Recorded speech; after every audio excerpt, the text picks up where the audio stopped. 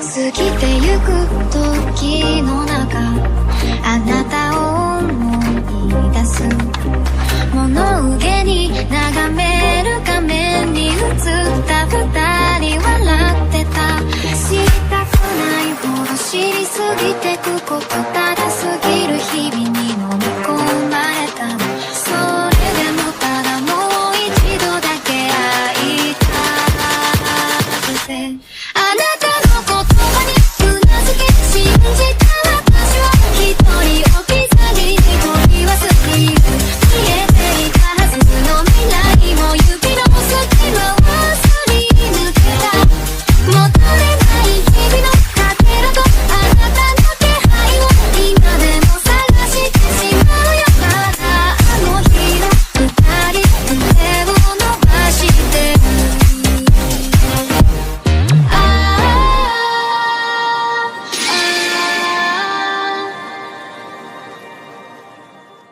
Antes de empezar el video quiero agradecer a los miembros del canal, un saludo para Monster, para Emiliano Ram, para Survilan 12, para The Aerofix, para Armando 2973, para Ricard Flores, para Black Cranium, para el Bakido, para Yo Soy Albert, para Juan de la Cruz, para Site Zero, para Red Set, para Milar Leiva, para Alejandro López, para Panadero, para Leonardo Rocha, para Edgar Martínez, para César Flores, para Brian Alexander, para Basi Rodríguez, para Mauricio Hernández, para C7 Cercero y para Brian Morales, gracias por el apoyo. Hola, soy yo aquí con un nuevo video, espero disfruten, link del fanfic en la descripción, renuncia de derechos, la historia, los personajes, las imágenes y la música no es de mi propiedad, créditos a sus respectivos creadores. Cuentos de lo divino y demoníaco Merlinus Ambrosius, Merlín, el mago loco Merlín, Camelot Merlín, dijo Athos sorprendido.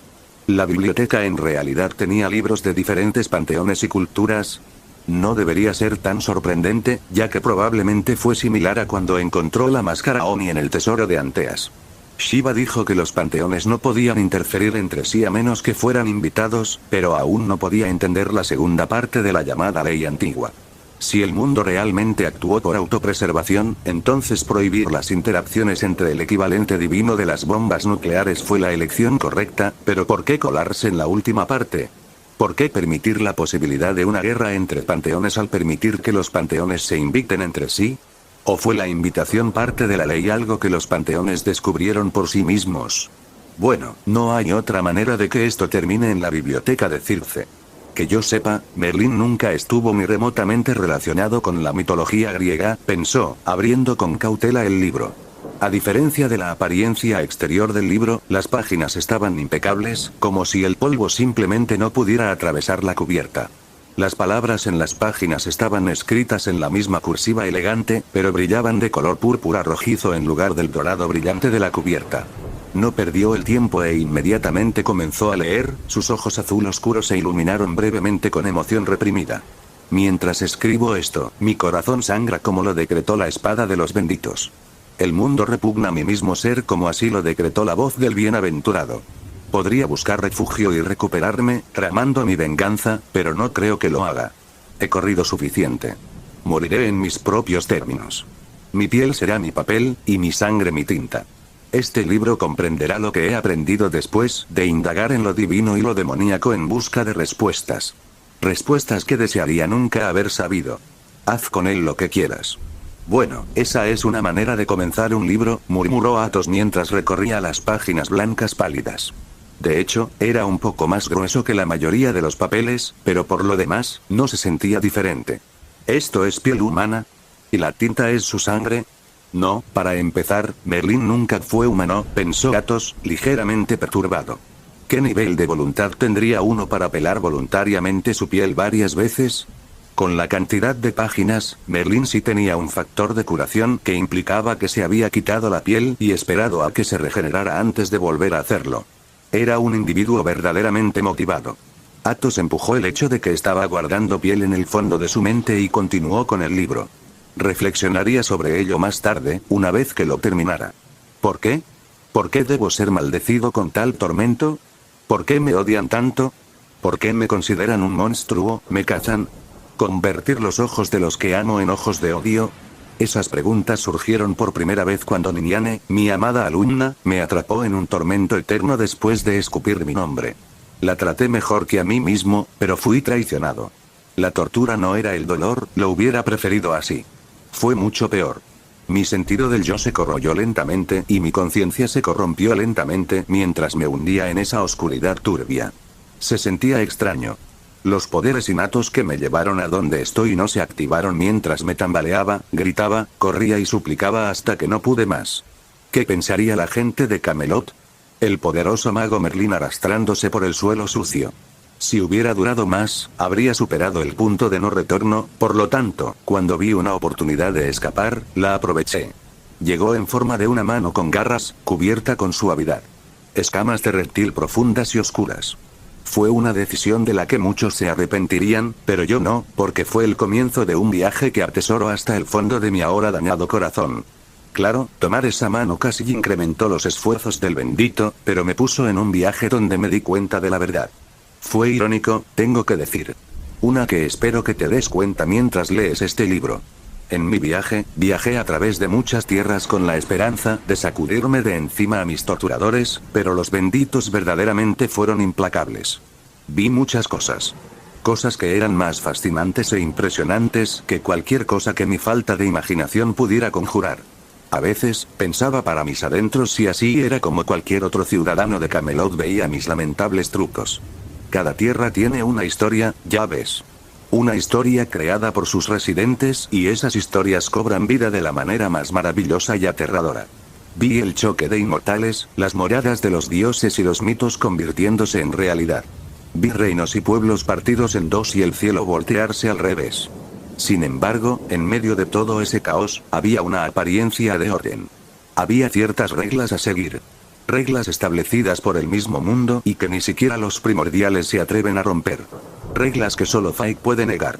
¿Y quiénes son los primordiales?, te preguntarás. Para responder a esa pregunta, primero debo presentarte el concepto de las razas inmortales. Si bien los inmortales superiores que pueden rasgar los cielos y secar los océanos parecen incomprensibles, realmente no lo son.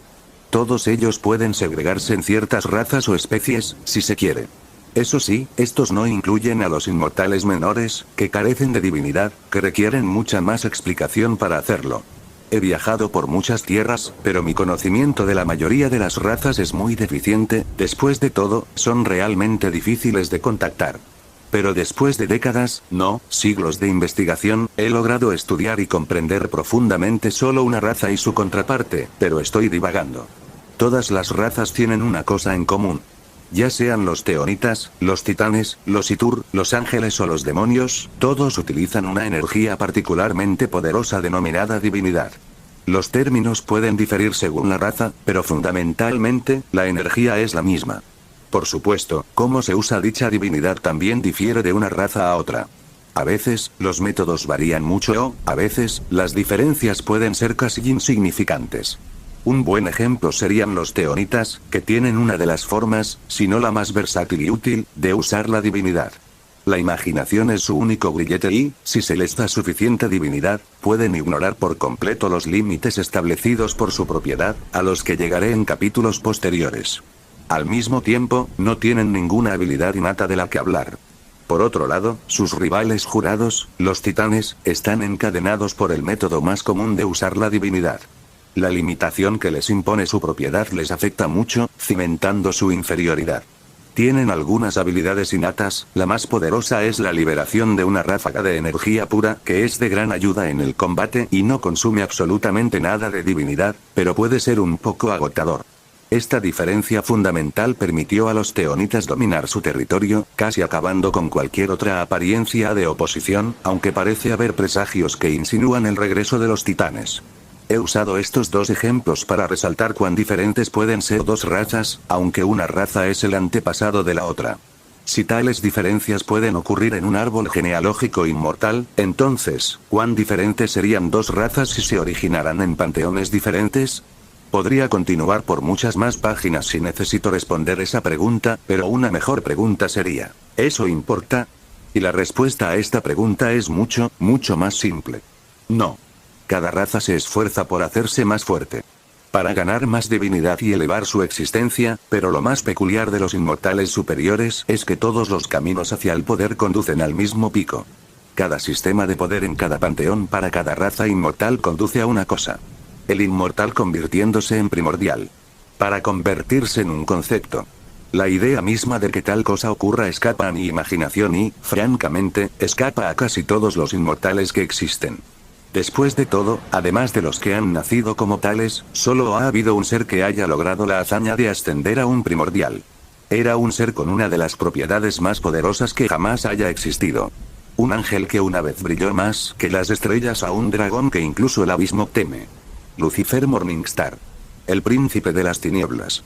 Lucifer Lucero del alba, el príncipe de las tinieblas. Bueno, ya era hora, suspiró Athos para sí mismo, volviendo a colocar el libro sobre la mesa. Ya le habían presentado un mega panteón y era solo cuestión de tiempo antes de que le presentaran el más grande de todos. Cerró los ojos y se pasó las manos por el cabello, asimilando lo que acababa de leer. El final de Merlinus Ambrosius o de Merlín nunca se decidió realmente. En algunas historias, simplemente desaparecería, mientras que en otras quedaría atrapado por su amante o su estudiante. Según su libro, fue atrapado por su alumna, que probablemente era su amante, al ver que la había descrito como su amada.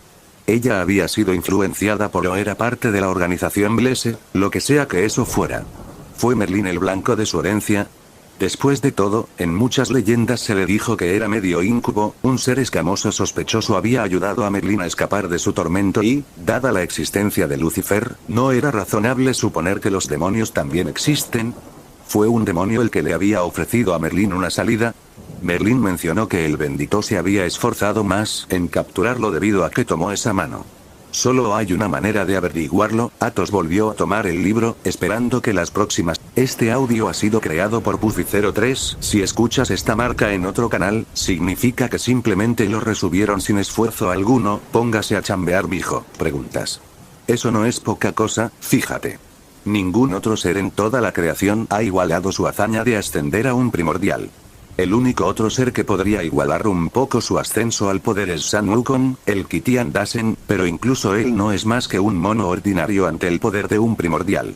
Continuando, las únicas dos razas de inmortales superiores que he estudiado profundamente son los demonios y sus contrapartes, los ángeles. La razón es que los primeros me ayudan a escapar de mi tormento eterno. Irónico, lo sé.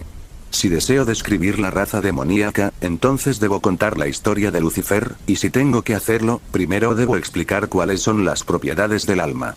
Como mencioné al describir la divinidad, la energía que establece el límite entre los inmortales superiores y menores, las propiedades son muy limitantes, inmensamente. Piense en ello como un atributo o un rasgo del alma. Puede ser cualquier cosa, desde los más comunes, tierra y aire, agua y fuego, hasta conceptos mucho más abstractos, como el tiempo y la resistencia, la miseria y la fuerza, la guerra y la paz.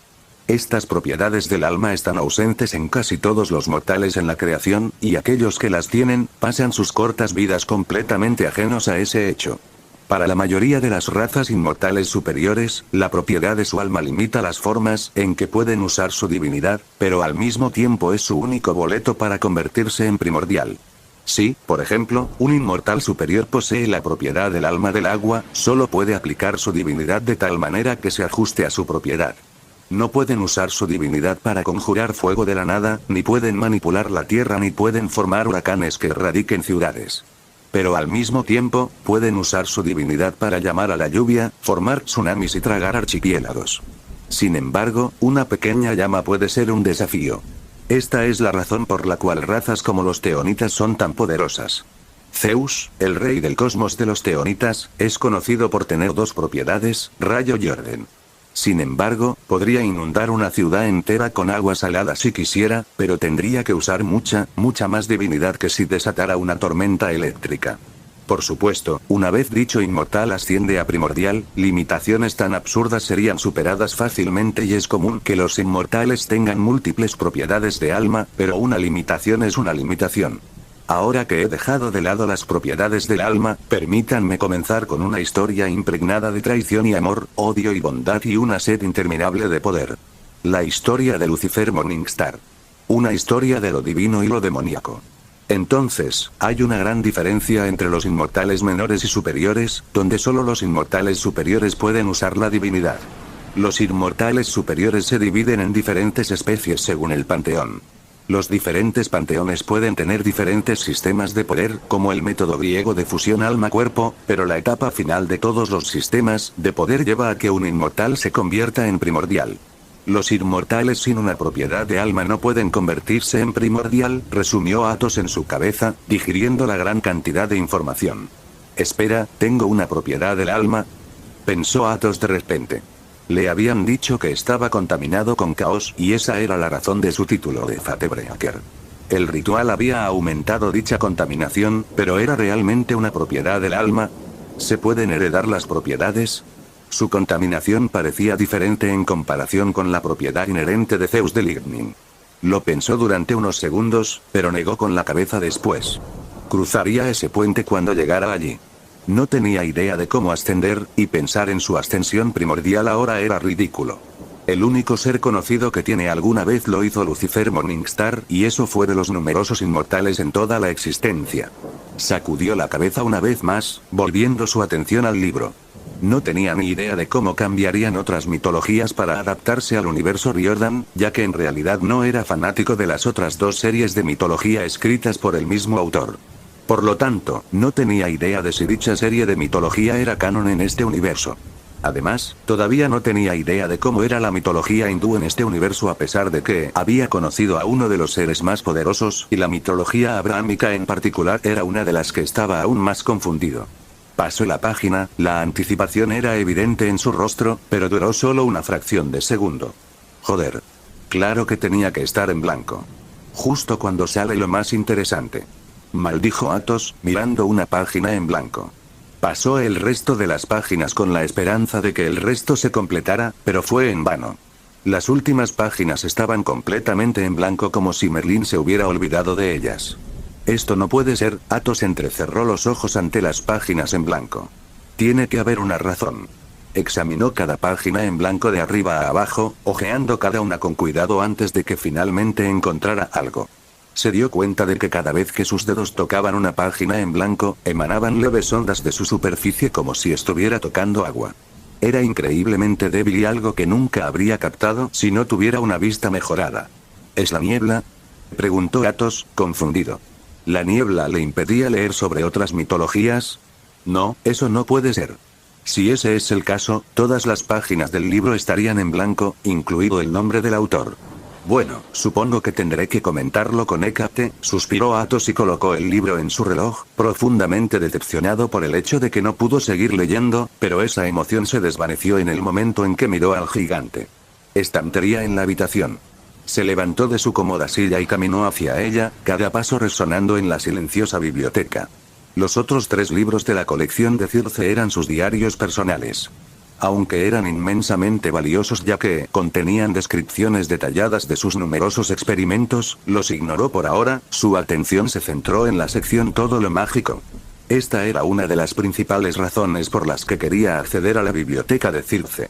Finalmente, dijo, alcanzando un libro titulado Una introducción básica a los sistemas mágicos. Nubes de humo negro grisáceo flotaban en el aire, oscureciendo todas y cada una de las características de la habitación. Sin embargo, en una pequeña bolsa de aire en el centro, Circe estaba de pie frente a un gran caldero de madera lleno hasta el borde con un líquido azul espeso y viscoso.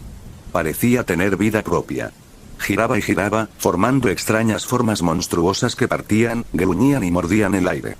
El caldero tampoco era mundano, ya que parecía crecer naturalmente del suelo, con árboles en miniatura entrelazados y curvos que conducían a su forma única. Circe, en cambio, ya no llevaba su vestido largo y ondulado. En cambio, se parecía a lo que muchos describirían como científica. Una larga bata blanca de laboratorio, gruesos guantes negros que la protegían de la naturaleza corrosiva del líquido y un par de gafas encantadas que potenciaban su ya perfecta visión.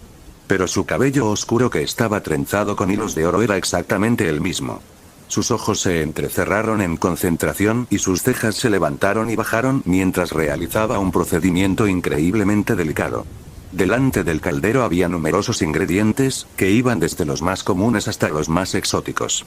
Una mano levantó cuidadosamente ingredientes específicos antes de dejarlos caer en la mezcla donde se disolvió rápidamente y la otra agitó el cucharón de bronce celestial de manera sistemática, a veces en el sentido de las agujas del reloj o en el sentido contrario. 2 libras de ambrosía y 2 litros de néctar, murmuró Circe en voz baja cuando los ingredientes entraron en el caldero y se disolvieron, provocando una reacción bastante violenta. La mezcla mostró signos de volverse inestable cuando los cubos blancos y el líquido dorado se derritieron en ella. Las formas monstruosas se volvieron mucho más vívidas a medida que sus gruñidos aumentaban en intensidad. Algunos casi lograron saltar, pero el rostro de Circe no mostró signos de pánico. Movió un dedo y la gota de serpiente marina se estrelló contra una pared invisible y volvió a hundirse en el caldero. Por último, un cuerno de unicornio completo, murmuró Circe recogiendo una púa de oro y plata y, por primera vez, su expresión cambió a una de gran desgana. Los cuernos de unicornio eran tremendamente valiosos, debido a la gran rareza de la criatura, y al hecho de que el cuerno de un unicornio crece increíblemente lento durante grandes periodos de tiempo, incluso siglos. Su población salvaje prácticamente se había reducido a cero debido a que los semidioses romanos los capturaron y los mantuvieron en el campamento Júpiter, pero incluso ellos usaron las inmensas propiedades curativas del cuerno de unicornio con moderación. Cuidadosamente afeitaron partes diminutas del cuerno de un unicornio vivo para dejarlo crecer y disolvieron las virutas en una gran tina de agua que condujo a la formación de una bebida de unicornio que podría competir con el néctar en términos de curar a un semidios. Por otro lado, a Circe se le pidió que usara un cuerno entero y cuando vio que se derretía lentamente en la mezcla, una estaca de madera invisible se clavó en su corazón. El cuerno solo era uno de sus tesoros más preciados y terminó como parte del antídoto para esa perra. El resultado fue inmediatamente visible. El humo negro grisáceo volvió inmediatamente al caldero, revelando un laboratorio prístino que estaba decorado de manera similar a la sala de estar, completamente blanco. La mezcla volátil se enfrió inmediatamente y las formas monstruosas dejaron de existir, perdiendo su forma y licuándose. El líquido azul viscoso espeso anterior ahora era incoloro y tenía la misma consistencia que el agua. De hecho, si uno no hubiera visto su forma anterior, pensaría que Circe había estado mirando un caldero de agua con una sonrisa alegre durante toda la semana. Pero la alegría no duró mucho. La mezcla incolora aún estaba incompleta. Le faltaba el único ingrediente que la convertiría de una poción curativa divina a un antídoto diseñado específicamente para Esquilla. Su rostro cayó, luciendo mucho más sombrío que cuando usó el cuerno de unicornio. Se armó de valor y estiró las manos, rasgando el espacio como si fuera papel, revelando 2 pequeñas botellas, una vacía y otra llena hasta el borde con un líquido vagamente plateado que tenía la misma consistencia que la sangre.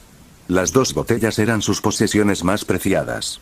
Ninguna cantidad de cuernos de unicornio podría igualar el contenido de las botellas una vez llenas que había recibido de Hécate después de mucho esfuerzo. La sangre de 2 razas mucho más fuertes que ella. Había usado una botella en nombre del amor y ahora tendrá que usar la otra para corregir el error que cometió en su primera decisión. La vida era realmente divertida a veces. Uno para el veneno y el otro para el antídoto. Cogió la botella plateada y la descorchó, liberando un aura que se sentía inexplicablemente poderosa pero etérea al mismo tiempo. Una luz brillante envolvió a la diosa y calmó los nervios de Circe, haciéndola soltar un suspiro involuntariamente. ¿Realmente estoy haciendo esto?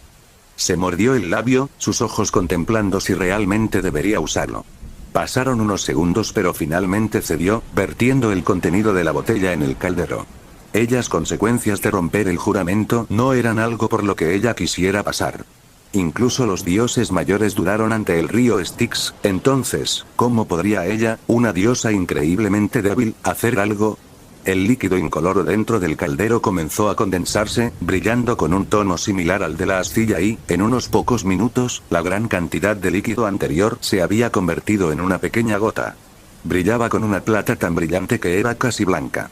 Circe actuó rápidamente, formó una botella mágica y transfirió con cuidado la gota en ella. Una vez que estuvo hecho, lo tapó con corcho y lo selló, levantándolo a la altura de los ojos. Ella inspeccionó la botella de antídoto que aún brillaba, con impotencia.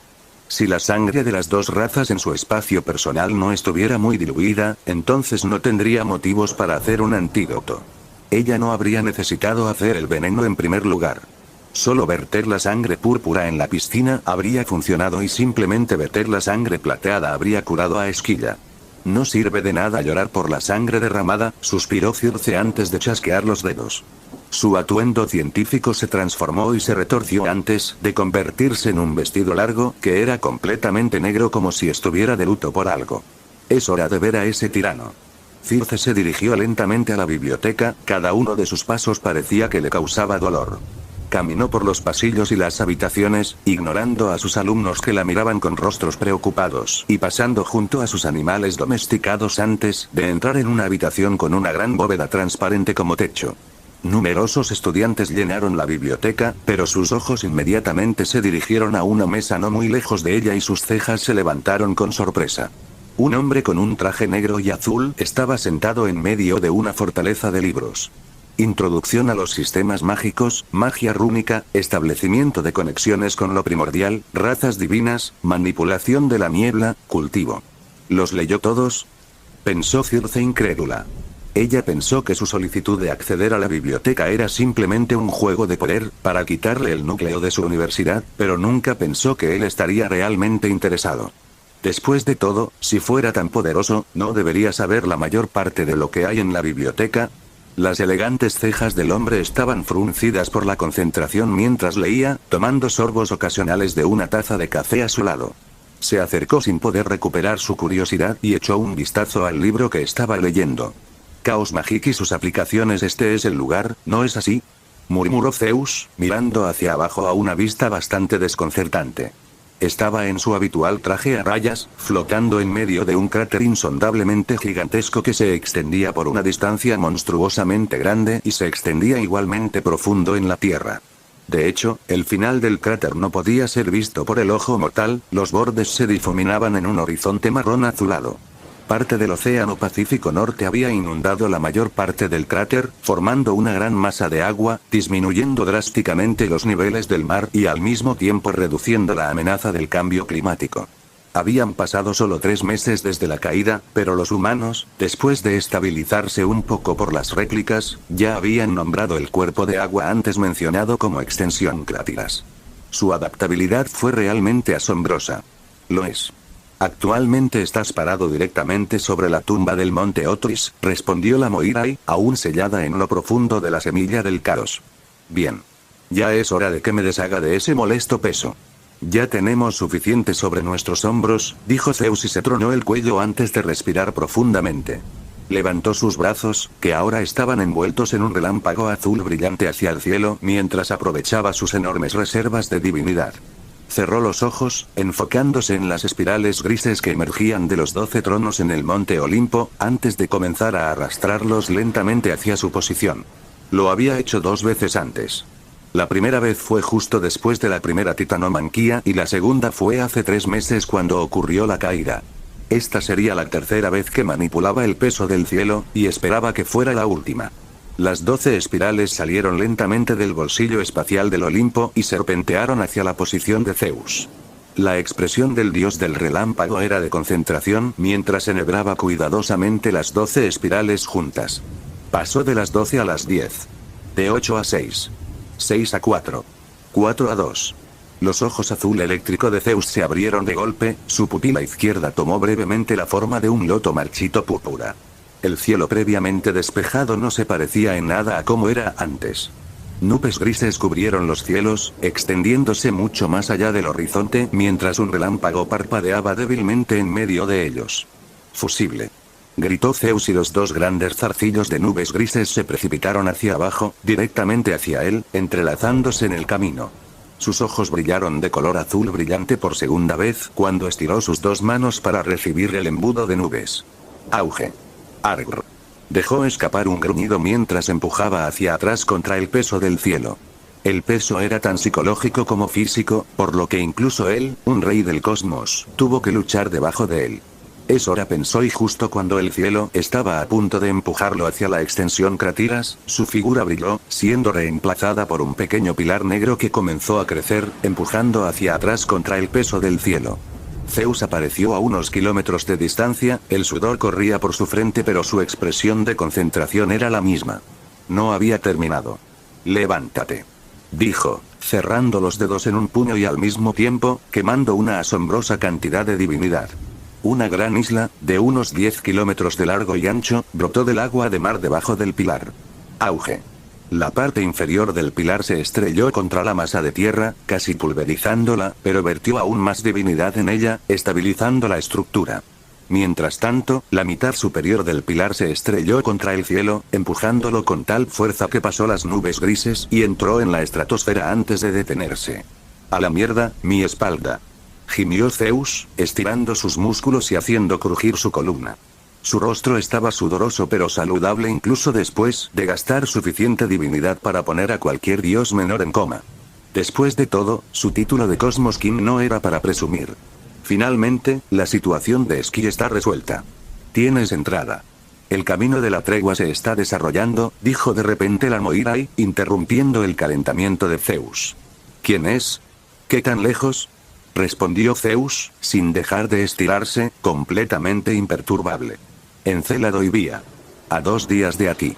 Sus ojos brillaron con una emoción irreconocible. Vía no ha crecido, mientras tanto, el Kaba Menge se estabilizó, enraizándose en la masa terrestre y el cielo. Su cuerpo Vantablack brilló y el cielo se apagó, como si estuviera absorbiendo su esencia. Patrones de numerosos colores, predominantemente blanco, brillaron en su cuerpo. Estaban en constante movimiento, moviéndose arriba y abajo del pilar. Exudaba una ligera presión que bloqueaba el espacio a su alrededor. Incluso un atleta olímpico tendría más dificultades para teletransportarse a su alrededor y esto no era más que una réplica del pilar original con un poco de su esencia original, por lo que una vez que echó raíces, fue casi imposible moverse una vez más. Zeus voló más cerca y aterrizó en la masa de tierra que había creado, antes del pilar ahora gigantesco. Ahora tenía un ancho de más de 2 kilómetros, y era lo suficientemente alto como para cortar el cielo. Se acercó y sus ojos se abrieron. Los patrones en el pilar eran de hecho reflejos del universo. Podía ver supercúmulos, galaxias, horizontes de sucesos, sistemas solares y planetas. Se le cortó la respiración. Podía ver las estrellas. Extendió su mano hacia el pilar, pero se congeló justo antes de que pudiera tocarlo. Frunció el ceño, examinando el pilar varias veces antes de finalmente darse cuenta de algo. Lo que estaba viendo no era un reflejo del universo, sino un reflejo de lo que los humanos creían que era el universo. Fue una farsa. Era falso, todo fue una ilusión. No eran las estrellas lo que deseaba alcanzar. Nubes de tormenta cubrieron el cielo cuando el aire alrededor de Zeus comenzó a cargarse, comenzando a oler a ozono. Las olas comenzaron a formarse en la expansión Kratos, alejándose de la alianza ha adquirido el sarcófago de Osiris. El camino de la resurrección de Cronos se ha abierto. La gran profecía todavía tiene una oportunidad de cumplirse, dijo repentinamente la Moirai, deteniendo el estallido de Zeus. Zeus bajó lentamente la mano, así ha comenzado. Adviérteme de cualquier interferencia hecha por Anamori. Silencio. Entendido. Gritó Zeus y la Moirai gritó de dolor. Hacemos, 2 días después. Zeus se sentó con las piernas cruzadas en la isla, fingiendo que estaba recargando sus reservas de divinidad. Esto había estado sucediendo durante 2 días y no había movido un músculo. Deberían estar aquí en cualquier momento. Saludos, Su Majestad, dijo una voz ronca, llena de sarcasmo. Aquí están, Zeus suspiró internamente. Hora de entrar en el personaje. Sus ojos se abrieron de golpe, pareciendo orbes azules brillantes y un cilindro de 2 pies de largo de bronce celestial de alto grado rematado en ambos extremos con explosivos eléctricos de nivel divino materializados en sus manos, formando tormentas eléctricas gigantes en la... Gracias por ver el vídeo, recuerden dejar su like, suscribirse y activar la campanita. 3.